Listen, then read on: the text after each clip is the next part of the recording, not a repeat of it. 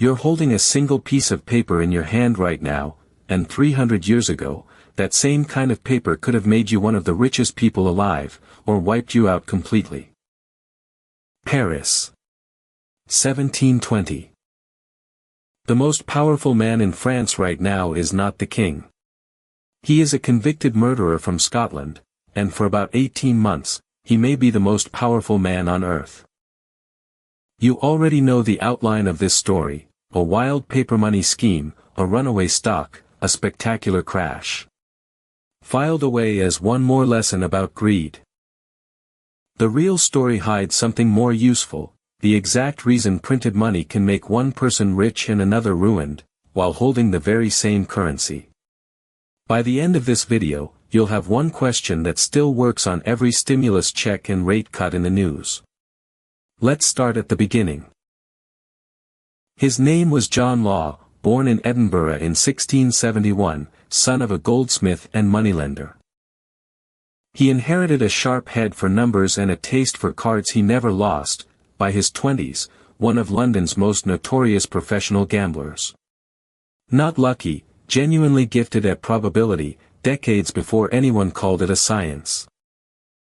On April 9, 1694, that talent nearly ended his life. In a duel over a woman, fought in a London square, Law killed a fellow dandy with a single thrust of his sword, and was convicted of murder. The sentence was reduced from hanging. The victim's family appealed, and Law was thrown back in a cell to await a second trial he was unlikely to survive.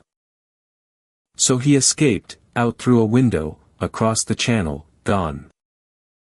For 20 years he drifted through Europe's casinos, Amsterdam, Venice, Genoa, officially a gambler, unofficially studying a question almost nobody had properly asked yet: what actually makes money trustworthy?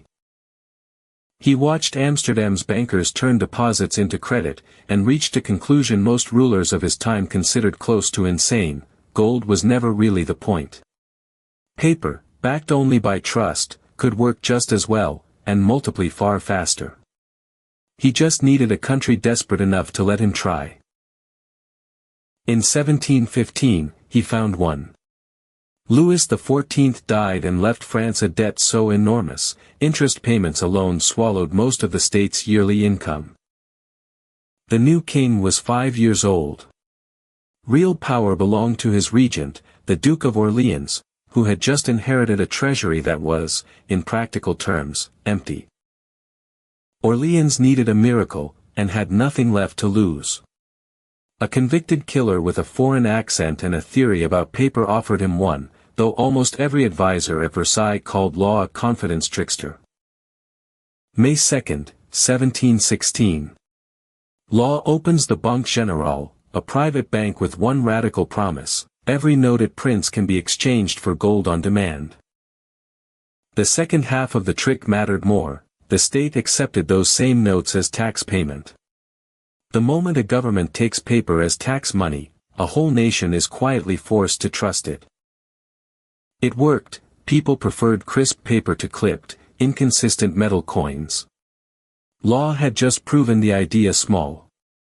Now he wanted it enormous. August 1717, he launches something far bigger, a company that lets ordinary Parisians buy a piece of an entire continent. The Mississippi Company held the exclusive right to trade the entire Louisiana territory, furs, tobacco, and, rumor insisted, mountains of gold no one had actually found yet. Shares cost 500 livres, payable in installments, a small deposit now, the rest later. Buy now, pay later, the detail that let almost anyone in Paris suddenly own a piece of America. Within 2 years, Law's company had swallowed nearly every other trading monopoly in France, plus the right to collect the nation's taxes, plus the mint itself. One company. One man. The bank, the money, the trade routes, and the tax office, all under a single roof. The shares noticed. In January 1719, they traded at 500 livres. By December, that same share cost 10,000. 1900% in 11 months. Picture one coin in your palm in January. By Christmas, that exact same coin, still just one coin, buys you a small house. Paris went looking for that coin on one specific street, Rue Quincampoix, barely wide enough for 2 carriages to pass.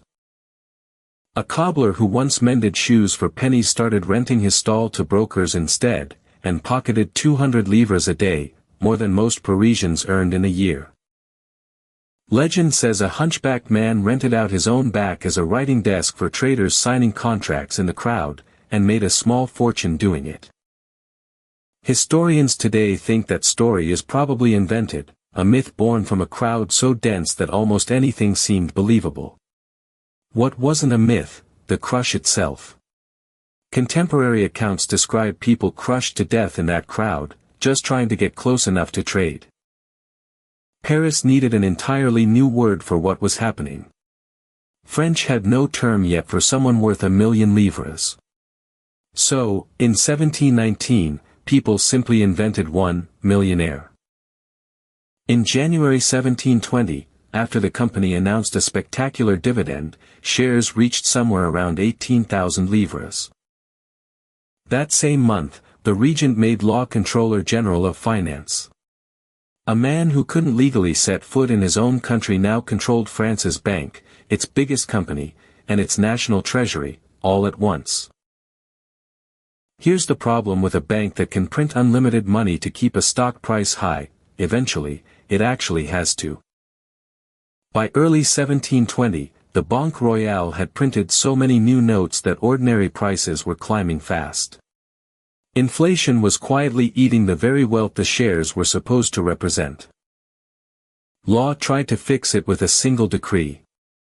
On May 21, 1720, he announced that banknotes and shares would be devalued in stages, cut roughly in half over the months ahead. It was meant to release the inflation slowly, like air from a tire. Instead, it told every person in France, in the same instant, that their money was now worth less than promised the day before. The reaction was immediate. Crowds stormed the Banque Royale to trade paper for coin before it lost more value. People were crushed to death in the panic to reach the doors. Law reversed the decree within days. It didn't matter. Trust, once broken in public, doesn't reset on command. The shares that had reached 18,000 livres fell to 2,000 by September. By December, 1,000. By the following September, 500 livres, the exact price they'd started at, as if the previous 2 years had simply been erased, along with most people's fortunes. Law fled France in disguise before the year was out, and died in Venice in 1729, poor, making his final living the same way he'd started, at the card table. Almost everyone in this story lost money. Almost.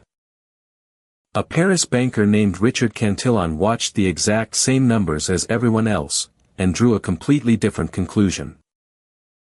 For years, Cantillon had lent money to eager clients so they could buy Mississippi shares. But as the price climbed into the thousands, he quietly did the opposite of what he was selling. He sold his own shares, and called in his loans while his borrowers could still pay. By the time the panic reached the Banque Royale's doors, Cantillon was already gone, his fortune converted to gold, on the road toward Italy. He had noticed something almost nobody else had put into words yet: when new money enters an economy, it doesn't reach everyone at once. It reaches whoever stands closest to the source first: the bank, the insiders, early buyers, who spend it while prices are still normal. Everyone else feels it later, as higher prices, once its value is already claimed. Cantillon wrote this down properly a few years later, in an essay economists still teach today. We call it the Cantillon effect: whoever stands closest to newly created money benefits, whoever stands furthest away pays for it. That's not an 18th century curiosity. It's the exact mechanism behind every stimulus package and every interest rate cut you've scrolled past in the news. So here's the one question worth keeping: the Cantillon test. Whenever new money enters the system, a bailout, a rate cut, a printing press running faster. Don't ask if it helps the economy in general. Ask one thing: who receives this money first, and who receives it last? That tells you more than any headline will. Rue Quincampoix is a quiet street today. Nothing marks what happened there. But every time a government reaches for the printing press, the same question John Law's bank raised in 1720 is still sitting there, unanswered. Now you know which one to ask.